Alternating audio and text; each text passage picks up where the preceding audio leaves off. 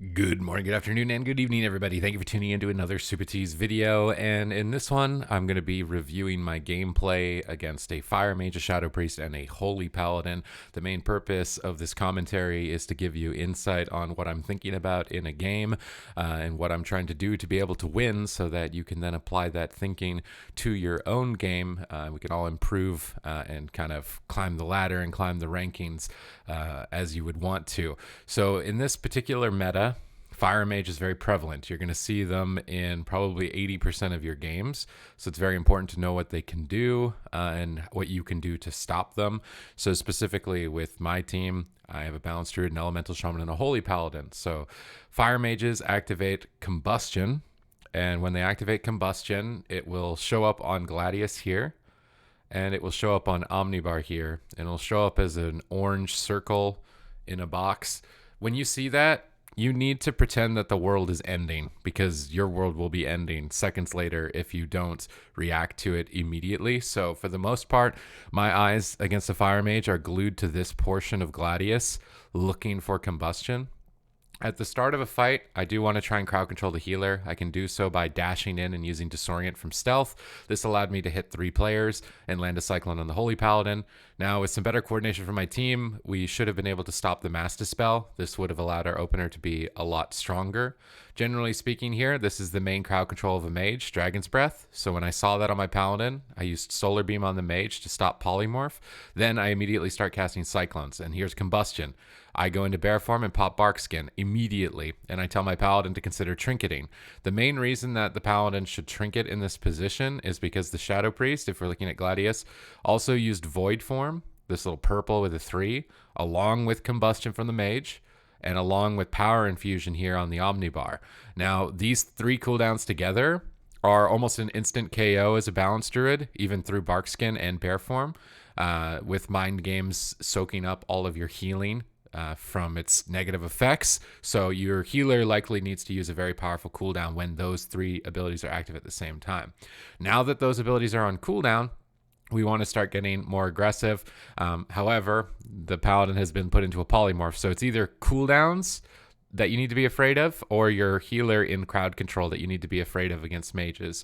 So particularly, I then start spamming Cyclone on Shadow Priest, I spam Cyclone on Mage, and then when my Paladin is out of crowd control, I want to start focusing on doing damage. So I will be activating Eclipse by casting either 2 Starfires or 2 Wraths, and then dumping my Star Surges after hitting that Eclipse moment. Here now, the Paladin has Avenging Wrath, and my Paladin is in a fear. There's no reason to attack at this point. So I need to be in bear form, getting ready for the attack. Meteor, this red icon on the ground, hits very hard. Fortunately, I was already in bear form, soaking up the damage. And I then again choose to use Solar Beam to interrupt Polymorph, as I still felt pretty scared in this position. And then you can utilize Hex against mages. If no one else on their team is able to remove it, they will sit that. Mages right now are basically tanks. Generally, you're not going to want to target them. And this is due to the Triune Ward Legendary, this shield that they just activated, which is about half of their health every time they do it, about 30-second cooldown or less. It's very unlikely that you will kill them, so you want to crowd control them, hex them, stun them, cyclone them. You can start to focus them if you choose to, but I would only do so if you have a purge on your team. In my case, we do. So with triple crowd control, we were able to push forward onto the mage. However, Ice Block for Incarnation is a more common trade than not, a 3-minute cooldown for a 5 minutes. But now my team is in crowd control. I'm looking here. I see Combustion. I immediately need to press Frenzy Regen. I don't have Barkskin, so I tell my Paladin to use Divine Shield. This breaks him out of crowd control, and it's because I'm all pivoting around this little button right here. I will immediately tell my healer to do something if I don't have Barkskin or a Trinket to get out of it. But now that we've survived, I crowd control their healer with Cyclone. And then I start casting on the Shadow Priest, and he uses Fade. This is an immunity here, this blue little icon. You don't want to Star Surge into it. So I just cast Cyclone to try and get interrupts out of the way while I can't really do damage to any target. Now my Paladin's in a fear. My Shaman is in a silence. So I should be considering playing defensive. I decided to use my Gladiator's Medallion. We overlapped it a bit with my Paladin's Gladiator's Medallion. This is actually a very big mistake. on the part of our team, especially against mages. This ability here, the Gladiator's Medallion and mine down here, you want to not overlap these. And we just used all three at the same time. So I'm actually surprised in this clip that we ended up winning, making a mistake like this. I think it's likely because combustion is still pretty far away from cooldown, and if fire mages don't have that, they're just not as scary unless they get a really long crowd control chain. Here I see power infusion pop for the Shadow Priest, but I've cloned the mage. The paladin is stunned. It's 3 versus 1. I'm not that scared of power infusion without combustion. The mage decides to trinket and interrupt me. It's not really the end of the world for the mage. And now my team is all in stuns. As soon as I saw this stun on my paladin, I went into bear form and I bark skinned right away. And I start looking at Gladius to see if combustion was popped. If combustion doesn't get popped, I trust that I will be able to survive on my own. However, if combustion had been popped here, I probably would have just died because we made that mistake of pressing all of our Gladiator's medallions earlier on. So we're just kind of lucky in this position that combustion wasn't reset.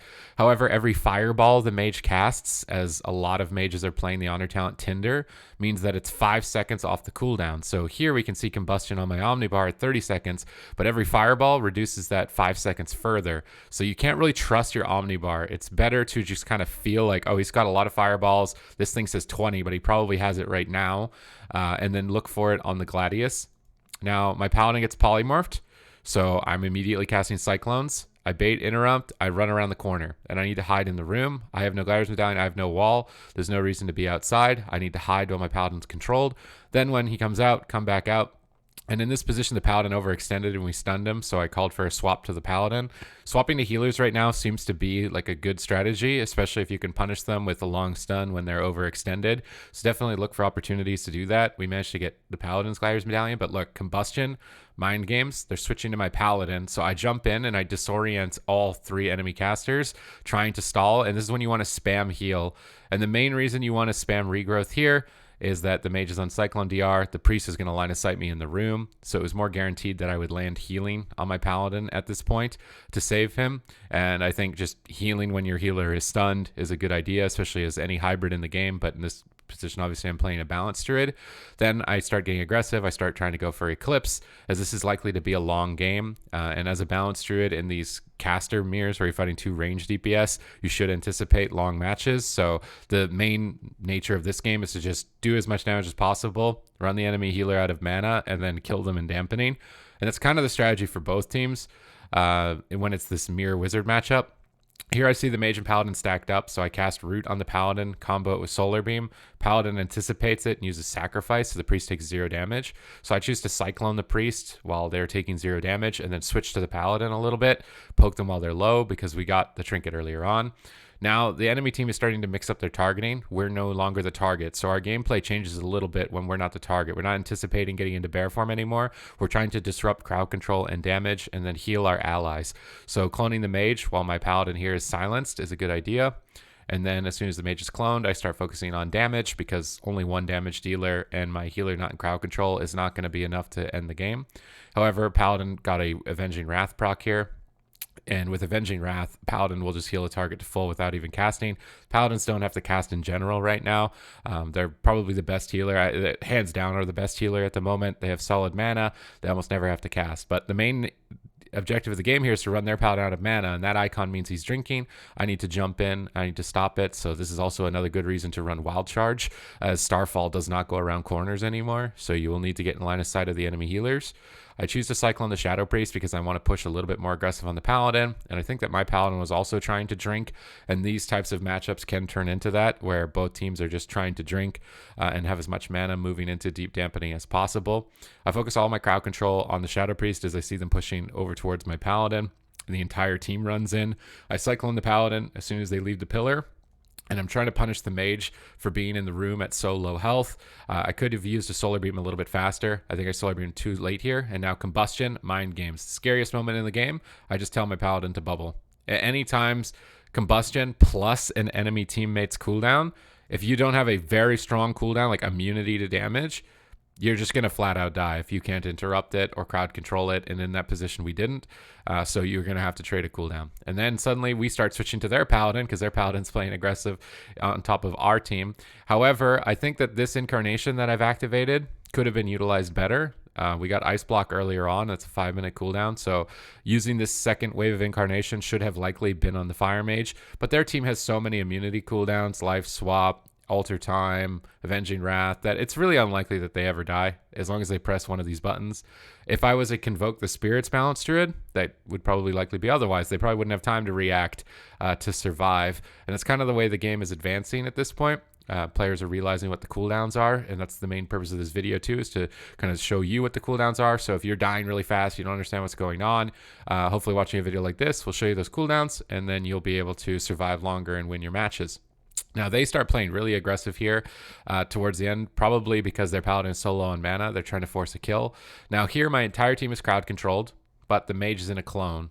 So I don't tell my team to do anything. No Glaire's Medallions. We want to stop mind games. Mind games is very important against pretty much every priest in PvP. It will have that as its Eventhier Covenant, and it's the best covenant for priest. And now the Shadow Priest activates Void Form. I want to run away because Void Form is scary. My Paladin's polyed. I sit in Bear Form, and I line of sight at the pillar. As soon as I see them going onto my Paladin, though, I come back into the fight, and I Cyclone the Shadow Priest on his cooldowns. And now I see Meteor on my Paladin, so I should be a little bit cautious, but with the Shadow Priest, again, in a Cyclone, one DPS member with no cooldowns is not going to be enough to kill a healer. So I just let the mage hit my paladin, and I try and focus on doing damage, because at this point, with their paladin so out of mana, we really need to just do damage and try and close the game out. But the defensive self-healing mechanics at the moment between Shadow Priest self-healing and Triune Ward of Fire Mage and instant healing of Holy Paladin will make it very difficult in any sort of Paladin Wizard mirror. Outside of these big bursty cooldown moments, health bars are probably not going to move. Now, my Paladin's in a poly. I'm line of sighting in case they're going me, but I see them going on my Shaman. As soon as I notice that, I start casting Regrowth. My Shaman Lightning Lassos the Mage. I try and Cyclone the Priest. We stall damage, wait for our Paladin to get out of crowd control, and then start to attack. Cast 2 Starfires, get into Eclipse, blast out our Star Surges, and try and take down the Mage. Now again, if I had earlier targeted the Mage with my Incarnation, it would have been a better target than switching to the Paladin. But Combustion, very scary cooldown. But my Paladin's not stunned, so I just use Wild Charge to root the mage. I use Disorienting Roar to incapacitate, and then I Cyclone, and I just totally remove that cooldown. We used our Gladiator's Medallions, again, overlapped. And this deep into dampening, a mistake like this should likely cost you the game. So their team should focus on fireballs, which they are, and resetting their combustion. But they're so low on mana that, and dampening now is so high that they should likely start to actually take damage. I use Solar Beam to interrupt Polymorph. I don't want them getting any pressure here, as they just got a lot of cooldowns from my team. My team still has a lot more mana, but I just want to keep the mage away. So Solar Beam, Typhoon. Here I Wild Charge back away from, I thought would be a Psychic Scream from the Shadow Priest, because I thought they were pushing it on my Paladin. So I Cyclone the Shadow Priest on their way in. We see the Paladin overextended out in the open. We stun, and I call a swap to the Paladin. Again, anytime the enemy healer runs out in the open, it's a good idea to swap to the enemy healer. Stun them up, try and blast them down. But here, Mind Games Void Form, very scary moment. I immediately target my Shaman who is getting attacked and start casting Regrowth, and I use Disorienting Roar on the DPS. That's just my innate reaction, and it's usually because I get interrupted on a heal or I get interrupted on a clone that I'll go for the heal or go for the Disorienting Roar after getting interrupted. Now their Paladin's starting to drink. Again, Wild Charge paying off, allowing me to jump into the room to stop the Paladin from drinking. I use Typhoon to just slow the Paladin. This is so that when he comes out of the room to try and get to his teammates, I might be able to Cyclone him, but he doesn't fall for it. He runs back into the room. But I just want to make sure this Paladin doesn't drink. Just let my Shaman do damage to the Mage and the Priest, try and get my dots up, and keep chasing the Paladin if I'm not going to be the target. And that's kind of your responsibility. If you're the teammate that isn't getting focused, you need to be running at the enemy healer to stop them from drinking in a game like this. Now, I am being attacked, so may want to be a little bit more cautious. The Paladin pre-freedoms. I pop Incarnation. Again, maybe not the best target without the Paladin being stunned. I think at this point I'm thinking he's out of mana. We've been playing for 10 minutes. There's no way he heals through this, right? And then he heals through it. Combustion pop from Fire Mage. I Solar Beam it. I don't even care if it's a Blanket Silence. It's the only CC we have. And my Paladin uses Divine Shield. And this is, again, these Gliders Medallion, Divine Shield. They're always going to be used during Combustion. If you lose a game and you haven't pressed one of those, you need to try pressing one of those during it. And even if you're making mistakes like my team was, pressing them all at the same time, better to press some of them at the same time and live than to press none and die, because you're not going to play the game out and see how you could have corrected it. So definitely still always against fire mages looking for combustion. Shadow Priest, you're always looking for mind games. Other than that, you're just trying to spam out as much damage as you can. Here the Paladin's drinking, and I call to just do as much damage as possible, but the Shadow Priest has disperse, so I need to start running at the Paladin. Wild charge, dash. Here I could try and crowd control the Paladin, so I use Typhoon again to try and slow into a Cyclone, but he line of sight, so I use High Mountain to charge out to try and go for Cyclone, and I actually managed to land it, even with Counterspell being up. However, these classes are very tanky, and these players aren't even that geared. 30,000 health is not that much. I've fought a lot of players with 38,000 health, but even with a full Cyclone, we didn't move their health bars below 100%. So you can see that the game is slowing down, especially in wizard matchups.